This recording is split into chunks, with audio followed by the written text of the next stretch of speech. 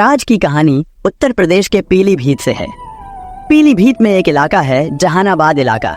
ये बात है 13 अप्रैल 2024 की। 13 अप्रैल को अचानक एक चीख ने पूरे गांव को झकझोर दिया।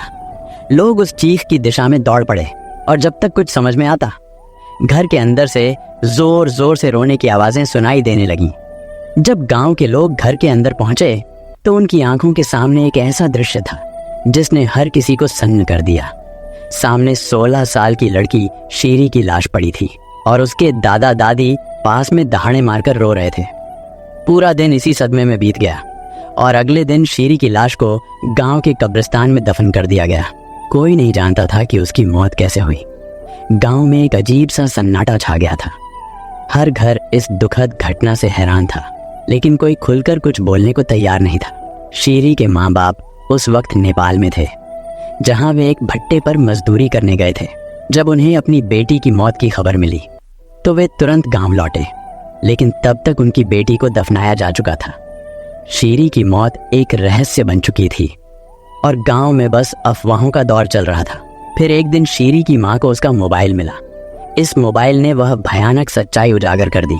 शीरी की मौत सिर्फ एक दुर्घटना नहीं थी, बल्कि उसके पीछे एक दिल दहला देने वाली कहानी छिपी थी, जो अब धीरे धीरे सामने आने वाली थी। शीरी की माँ को जब उसका मोबाइल मिला तो वह बंद था। ठीक कराने के बाद उन्होंने सबसे पहले मोबाइल की गैलरी देखी। बेटी की कुछ पुरानी तस्वीरों के बीच उनकी नजर एक तस्वीर पर रुक गई। उस तस्वीर में यूपी पुलिस का एक सिपाही खड़ा था और उसके साथ एक लड़की भी थी। ध्यान से देखने पर पता चला कि वह लड़की शीरी की सहेली थी, जो उसी गांव में रहती थी। इस तस्वीर ने शीरी की मां के शक को बढ़ा दिया। उन्होंने तुरंत उस सहेली से इस तस्वीर के बारे में पूछा, लेकिन उसे कोई स्पष्ट जवाब नहीं मिला। सहेली की हिचकिचाहट और तस्वीर में पुलिसकर्मी की मौजूदगी ने मां के मन में कई सवाल खड़े कर दिए। अब मां को लगने लगा कि उनकी बेटी की मौत के पीछे कुछ और बड़ा राज हो सकता है। अगले दिन शीरी के माँ बाप पुलिस थाने पहुंचे और पूरी घटना पुलिस को बताई। पुलिस ने मामले की गंभीरता को देखते हुए तुरंत तफ्तीश शुरू कर दी। उन्होंने शीरी की सहेली और उस पुलिस सिपाही के बारे में छानबीन करनी शुरू की। शीरी की रहस्यमय मौत के पीछे की परतें अब धीरे धीरे खुलने वाली थीं। शीरी के मोबाइल में जो तस्वीर मिली थी वह मुरादाबाद में तैनात सिपाही राजकुमार की थी। अब पुलिस के सामने बड़ा सवाल था कि आखिर शीरी की मौत का असली कारण क्या था। उसकी मौत को 23 दिन बीत चुके थे और अब मामला और उलझता जा रहा था। पुलिस ने शीरी की लाश को कब्र से निकालकर पोस्टमार्टम के लिए भेजने का फैसला किया। जब रिपोर्ट आई तो उसमें खुलासा हुआ कि शीरी की हत्या गला दबाकर की गई थी। यह खबर सुनकर पुलिस भी हैरान रह गई। शुरुआती जांच के आधार पर पुलिस ने सिपाही राजकुमार और उसकी प्रेमिका पर शक जताया, क्योंकि उनके संबंध और मोबाइल में मिली तस्वीरें इस रहस्यमयी मौत की ओर इशारा कर रही थीं। दोनों के खिलाफ एफआईआर दर्ज कर ली गई और ऐसा लगने लगा कि शीरी की मौत का मामला सुलझ गया है। लेकिन हकीकत कुछ और थी। इस हत्याकांड के पीछे जो सच्चाई छिपी थी वह अब भी परतों में दबी थी। शीरी की मौत का असली राज अभी सामने आना बाकी था। मामले की तफ्तीश के दौरान पुलिस ने शीरी के मोबाइल के कॉल रिकॉर्ड्स खंगाले। उनमें एक ऐसा नंबर मिला जिस पर शीरी हर दिन लंबी बात किया करती थी। यह नंबर गांव के ही मोहम्मद साहिम का था। जब पुलिस ने साहिम से सख्ती से पूछताछ की तो मामला शीशे की तरह साफ हो गया। शीरी के घर की आर्थिक स्थिति ठीक नहीं थी। माँ जाकिरा और पिता उसे दादा दादी के घर छोड़कर नेपाल में मजदूरी करने गए थे। इसी बीच शीरी के गांव के एक लड़के मोहम्मद शाहिम से संबंध बन गए। शीरी के पास एक मोबाइल था जिसके जरिए वो माँ बाप और शाहिम से बात करती थी। इसी फोन से उसकी सहेली भी अपने प्रेमी से बातचीत करती थी। सहेली का प्रेमी मुरादाबाद पुलिस में सिपाही है। सिपाही राजकुमार और उसकी प्रेमिका, जिन पर पहले हत्या का शक था, बेगुनाह थे। दरअसल राजकुमार अपनी प्रेमिका से शीरी के मोबाइल के जरिए बात करता था। शीरी उनके बीच बातचीत का एकमात्र जरिया थी। जिस तस्वीर ने शक को जन्म दिया था वह भी सिर्फ इस वजह से शीरी के मोबाइल पर थी। तो फिर सवाल बना रहा कि शीरी का कत्ल किसने किया। पुलिस की जांच में इसका जवाब मिला। कत्ल का असली दोषी मोहम्मद साहिम था। साहिम और शीरी के बीच गहरे संबंध थे, लेकिन जब साहिम को पता चला कि शीरी उसकी उम्मीदों पर खरी नहीं उतर रही है तो उसने उसका गला दबाकर हत्या कर दी। मोहम्मद साहिम और शीरी के बीच पिछले 4 साल से प्रेम संबंध चल रहे थे। 12 अप्रैल की रात ईद के अगले दिन शीरी ने साहिम को मिलने के लिए घर बुलाया, लेकिन साहिम तय समय से पहले ही वहां पहुंच गया। जब उसने शीरी के कमरे के पास पहुंचकर देखा तो वहां से 2 लड़के बाहर निकलते हुए दिखाई दिए। यह दृश्य देखकर साहिम के मन में शक का बीज गहराई से बैठ गया। साहिम ने शीरी से उन लड़कों के बारे में पूछा। शीरी उसे कुछ समझाने की कोशिश कर ही रही थी कि साहिम का गुस्सा अचानक भड़क उठा।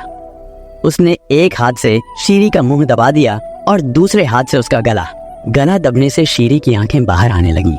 लेकिन साहिम नहीं रुका। उसकी क्रूरता ने शीरी की जान ले ली। शीरी की मौत के बाद साहिम ने बिना कुछ कहे वहां से भागने का फैसला किया। वह चुपचाप कमरे से बाहर निकला और अंधेरे में गायब हो गया। पुलिस ने अब साहिम को शीरी की हत्या के आरोप में गिरफ्तार कर जेल भेज दिया है। आज की दूसरी कहानी महाराष्ट्र के गढ़चिरौली से है।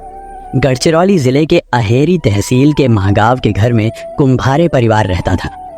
परिवार में शंकर कुंभारे, उनकी पत्नी विजया, बेटा रोशन, बेटी कोमल और पत्नी की बहन उषा। तारीख 20 सितंबर 2023 सुबह का वक्त था। इसी दिन शंकर कुंभारे, उनकी पत्नी विजया की अचानक तबीयत बिगड़ी और इन्हें हॉस्पिटल में भर्ती कराया जाता है। दोनों को शरीर के सभी अंगों में झुनझुनी, कमर के निचले हिस्से में तेज दर्द, सिर दर्द, काले पड़ चुके होंठ और जीभ में भारीपन की शिकायत थी। पति पत्नी को एक के बाद 3 हॉस्पिटल में ले जाया गया, लेकिन जब तक डॉक्टर बीमारी को पकड़ पाते, दोनों की दर्दनाक मौत हो गई। दरअसल शुरू में खुद कुंभारे परिवार के साथ साथ डॉक्टरों को भी ये मामला फूड पॉइजनिंग का लगा, लेकिन धीरे धीरे मामला उलझता चला गया। कुंभारे परिवार के लोगों का इलाज कर रहे अलग अलग डॉक्टर भी उनकी बीमारी के सिम्टम्स को देखकर अलग अलग डायग्नोसिस करने के बावजूद किसी एक नतीजे पर नहीं पहुंच पाए। डॉक्टर भी हैरान थे, क्योंकि उनके सामने कभी ऐसे मरीज नहीं आए थे। माता पिता की अचानक हुई मौत से परिवार सदमे में था, लेकिन आंसू सूख पाते। इससे पहले ही परिवार के 3 और सदस्यों के अंदर ऐसे ही लक्षण दिखाई दिए। शंकर और विजया की विवाहित बेटी कोमल दहागांवकर और बेटे रोशन कुंभारे की तबीयत खराब हो गई। उनके साथ रहने वाली शंकर कुंभारे की साली आनंदा उर्फ वर्षा उराड़े की तबीयत भी बिगड़ गई। इन्हें भी हॉस्पिटल ले जाया जाता है, पर किसी की जान नहीं बच पाती। महज 20 दिनों के भीतर एक ही परिवार के 5 लोगों की लगातार और रहस्यमय मौतों से पूरा गांव डर और दहशत में डूब गया। लोग अटकलें लगाने लगे। क्या ये कोई अनजान बीमारी है या फिर इन मौतों के पीछे कोई खौफनाक राज छिपा है? मामले की खबर पुलिस तक पहुंचती है। केस की तफ्तीश में पता चलता है कि इन 5 लोगों की मौत के बाद परिवार में केवल एक महिला जिंदा बची है। पुलिस का माथा ठनक जाता है। इस आखिरी जिंदा बची महिला से पूछताछ होती है और फिर सामने आती है 5 लोगों की मौत के पीछे की एक ऐसी कहानी जिसे सुनकर शायद आपका भी कलेजा कांप जाए। दिसंबर 2022 में शंकर के बेटे रोशन ने अकोला की रहने वाली संघमित्रा से लव मैरिज की थी। संघमित्रा एक कृषि वैज्ञानिक थी और अपने करियर में काफी सफल मानी जाती थी। हालांकि उसके माता पिता इस रिश्ते से नाराज थे और शादी के खिलाफ थे। इसीलिए संघमित्रा ने अपने परिवार को छोड़कर रोशन के साथ घर से भागकर शादी कर ली। शादी के बाद वह गढ़चिरौली में रोशन के परिवार के साथ रहने लगी। शुरुआती कुछ महीने सब कुछ सामान्य और खुशहाल रहा, लेकिन जल्द ही परिवार में तनाव और अनबन के बीज पनपने लगे। रोशन और संघमित्रा की शादी के कुछ महीनों बाद ही रिश्तों में दरारें आनी शुरू हो गई थी। रोशन अक्सर संघमित्रा के साथ मारपीट करता और उसके सास ससुर और ननद कोमल का बर्ताव भी बेहद अपमानजनक था। तीनों उसे हर दिन ताने मारते और उसे अपने घर में अजनबी जैसा महसूस कराते। संघमित्रा के पिता को जब यह खबर मिली कि उनकी बेटी ससुराल में इतना दुख और तकलीफ सह रही है, तो वे यह सहन नहीं कर पाए। उन्होंने अप्रैल 2023 में अपनी जान दे दी, जिससे संघमित्रा का दुख और भी बढ़ गया। संघमित्रा के ससुराल में हालात दिन ब दिन बिगड़ते जा रहे थे। जब रक्षाबंधन पर मायके जाने की बात को लेकर घर में जमकर झगड़ा हुआ, रोशन ने फिर से संघमित्रा के साथ मारपीट की। पड़ोस में रहने वाली रोशन की सगी मामी रोजा रामटेके इस पूरे माहौल से वाकिफ थी। एक दिन जब संघमित्रा किसी काम से बाहर निकली, तो रोजा ने उसे रोक लिया और कुछ दिन पहले हुए झगड़े की वजह पूछी। रोजा का सहारा पाकर संघमित्रा पूरी तरह टूट गई और उसने अपने दिल की सारी पीड़ा उगल दी। उसने बताया कि वह इस घर में जैसे नरक की जिंदगी जी रही है, और मारपीट का सामना करना पड़ता है। बातों बातों में संघमित्रा का गुस्सा इतना बढ़ गया कि उसने गुस्से में कह दिया, मेरा बस चले तो ससुराल के सारे लोगों को मार डालूं। यह बात रोजा के कानों में तुरंत बैठ गई, क्योंकि उसके खुद के मन में संघमित्रा की सास विजया के प्रति काफी समय से खटास थी। प्रॉपर्टी के बंटवारे को लेकर विजया और रोजा के बीच लंबे वक्त से विवाद चल रहा था। विजया की 3 बहनें और एक भाई थे और रोजा उसी भाई की पत्नी थी। विजया और रोजा के बीच की प्रॉपर्टी का विवाद काफी गहरा था। विजया चाहती थी कि उनके पिता की 4 एकड़ जमीन सभी 5 भाई बहनों में बराबर बंटे, जबकि रोजा का मानना था कि सारी प्रॉपर्टी सिर्फ उसके पति को मिलनी चाहिए, क्योंकि वह परिवार का इकलौता बेटा था। जब रोजा ने देखा कि संघमित्रा अपने ससुराल से परेशान है और विजया के परिवार के खिलाफ खड़ी हो सकती है, तो उसने मौके का फायदा उठाने का फैसला किया। रोजा ने धीरे धीरे संघमित्रा को उसके ससुराल के खिलाफ और ज्यादा भड़काना शुरू कर दिया। वह संघमित्रा को यह यकीन दिलाने लगी कि उसे इस जहरीले माहौल से निकलने के लिए कड़े कदम उठाने होंगे। संघमित्रा की जिंदगी इतनी त्रासदीपूर्ण हो गई थी कि उसने एक बार आत्महत्या करने की भी कोशिश की, लेकिन रोजा ने उसे ऐसा करने से रोका। उसने कहा, खुद को सजा देने से कुछ नहीं बदलेगा, अगर कुछ करना ही है तो इन्हें खत्म करो। रोजा ने संघमित्रा को यकीन दिलाया कि वह उसे इस खतरनाक काम में मदद करेगी। अब दोनों ने मिलकर योजना बनानी शुरू कर दी। उन्होंने इंटरनेट पर लोगों को मारने के तरीके सर्च करना शुरू किया। सबसे पहले संघमित्रा ने धतूरा मंगवाया, जो एक खतरनाक जहर है, लेकिन उसे जल्द ही पता चला कि धतूरा को पानी या खाने में मिलाने पर इसका रंग हरा हो जाता है, जिससे सबको शक हो सकता था। इसलिए उन्होंने यह तरीका छोड़ दिया और कुछ और खतरनाक और सूक्ष्म तरीका ढूंढने की योजना बनाई। संघमित्रा ने इंटरनेट पर शोध करते हुए थैलियम के बारे में जानकारी हासिल की। यह एक धीमा और बेहद खतरनाक जहर था, जिससे इंसान तड़प तड़प कर मरता है और इसे पहचान पाना भी मुश्किल था। उसने अपने इस घातक योजना के बारे में रोजा को बताया और दोनों ने इस खतरनाक कदम को अंजाम देने का फैसला किया। थैलियम तेलंगाना से मंगवाया गया और योजना को सावधानी से अंजाम देने के लिए सब कुछ तैयार था। सबसे पहले संघमित्रा ने थैलियम नॉनवेज खाने में मिलाकर अपने सास ससुर को खिलाया। 20 सितंबर को दोनों की तबीयत अचानक बिगड़ने लगी। अब बारी थी रोशन और उसकी बहन कोमल की। संघमित्रा ने अपने पति रोशन को दाल में थैलियम मिलाकर दिया, जबकि कोमल को भी खाने में जहर मिलाकर खिलाया। दोनों की तबीयत भी धीरे धीरे बिगड़ने लगी। वहीं विजय की 3 बहनों में से एक उषा को रोजा ने खाने में थैलियम मिलाकर खिलाया। 8, 14 और 15 अक्टूबर को इन तीनों की भी मौत हो गई और इस तरह दोनों औरतों का यह खूनी खेल बिना किसी शक के जारी रहा। हर चीज संघमित्रा और रोजा के प्लान के मुताबिक चल रही थी, लेकिन अचानक मामले में एक नया मोड़ आया। किसी ने इन रहस्यमय मौतों पर संदेह जाहिर किया और पुलिस को बुलाया गया। जब पुलिस ने मामले की गहराई से जांच शुरू की तो थैलियम जहर का सुराग मिलने लगा, जो इन मौतों के पीछे की असली वजह को उजागर करने वाला था। इस रहस्यमय मौतों की कड़ी ने एक महत्वपूर्ण मोड़ तब लिया जब जिस हॉस्पिटल में इन 5 की मौत हुई थी, वहां के मेडिकल ऑफिसर को इन घटनाओं पर संदेह हुआ। उन्हें लगा कि ये साधारण बीमारियां नहीं थी, बल्कि इन लोगों को किसी खतरनाक जहर से मारा गया है। अपने शक के आधार पर उन्होंने तुरंत गढ़चिरौली पुलिस को सूचित किया।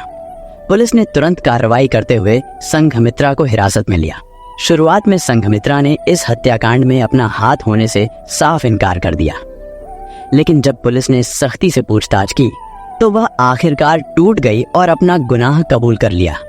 संघमित्रा ने पुलिस को बताया कि वह अकेली नहीं थी, उसकी मामी रोजा भी इस खौफनाक योजना में शामिल थी।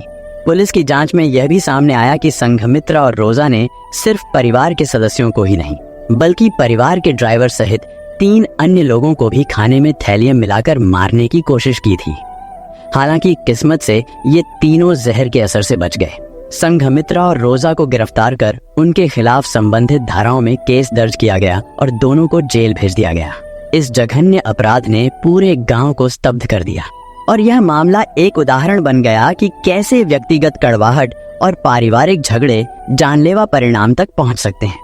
संघमित्रा का अपने पति रोशन और ससुराल वालों से निरंतर उत्पीड़न झेलना दिखाता है कि कैसे एक व्यक्ति का मानसिक और शारीरिक शोषण उसे बर्बाद कर सकता है। लगातार अपमान और हिंसा से उसका मनोबल टूट गया और उसने अपने ससुराल वालों के खिलाफ भयानक कदम उठाने का फैसला कर लिया।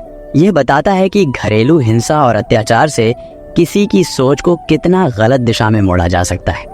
संघमित्रा को जब अपनी मामी रोजा का सहारा मिला तो उसका गुस्सा और बदला लेने की भावना और भी भड़क गई। रोजा ने उसके मन में जहर भरा और उसे गलत रास्ते पर धकेल दिया। यह दिखाता है कि बदला लेने की भावना इंसान को अंधा कर सकती है, जिससे वह अपने जीवन और आसपास के लोगों को तबाह कर सकता है। संघमित्रा और रोजा का थैलियम का इस्तेमाल करके अपने परिवार को मारने का निर्णय दिखाता है कि कैसे गलत फैसले और अपराध न केवल दूसरों की जान लेते हैं बल्कि खुद के जीवन को भी नष्ट कर देते हैं। संघमित्रा और रोजा ने सोचा था कि वे अपराध करके बच जाएंगी, लेकिन पुलिस ने उनकी साजिश का पर्दाफाश कर दिया। यह कहानी सिखाती है कि अपराधी चाहे कितनी भी चतुराई से काम लें, अंततः वे कानून के शिकंजे में आ ही जाते हैं। कहानी का संदेश ये है कि हमें कठिन परिस्थितियों में भी सही रास्ते पर चलना चाहिए और गुस्से या बदले की भावना से अंधे होकर गलत कदम नहीं उठाना चाहिए। बातचीत, धैर्य और मदद की तलाश किसी भी मुश्किल का सही समाधान हो सकते हैं, न कि अपराध। पहली कहानी में मोहम्मद साहिब ने बिना सच्चाई जाने सिर्फ शक के आधार पर शीरी की हत्या कर दी। इससे यह संदेश मिलता है कि शक या अविश्वास, खासकर बिना तथ्यों के, रिश्तों को बर्बाद कर सकता है और गंभीर परिणामों को जन्म दे सकता है। सही संवाद और धैर्य जरूरी हैं, नहीं तो इसका अंजाम बहुत ही दुखद हो सकता है। दोनों कहानियां यह सिखाती हैं कि गुस्सा और भावनाएं कभी कभी इंसान को गलत निर्णय लेने पर मजबूर कर देती हैं। गुस्से में लिया गया कोई भी कदम न केवल दूसरों के लिए खतरनाक हो सकता है बल्कि खुद के लिए भी बर्बादी का कारण बन सकता है। साहिम का गुस्सा उसकी अपनी जिंदगी को भी बर्बाद कर गया। शीरी की मां का मोबाइल चेक करने और पुलिस तक पहुंचने का निर्णय यह बताता है कि परिवार को अपने बच्चों से जुड़े मामलों में सतर्क रहना चाहिए। संवाद की कमी से कई बार ऐसी घटनाएं होती हैं जिन्हें समय रहते रोका जा सकता है। दोनों कहानियों में पुलिस और कानून की अहम भूमिका है। संदेश यह है कि किसी भी अपराध को छिपाया नहीं जा सकता और कानून के हाथ लंबे होते हैं। अपराधी चाहे जितनी भी कोशिश करें, वे अंततः पकड़े ही जाते हैं। यह दर्शाता है कि कोई भी गुनाह बिना सजा के नहीं रह सकता और इंसान को अपने फैसलों को सोच समझकर लेना चाहिए। इसी तरह की सच्ची घटनाओं और सीखों के साथ मैं फिर लौटूंगा।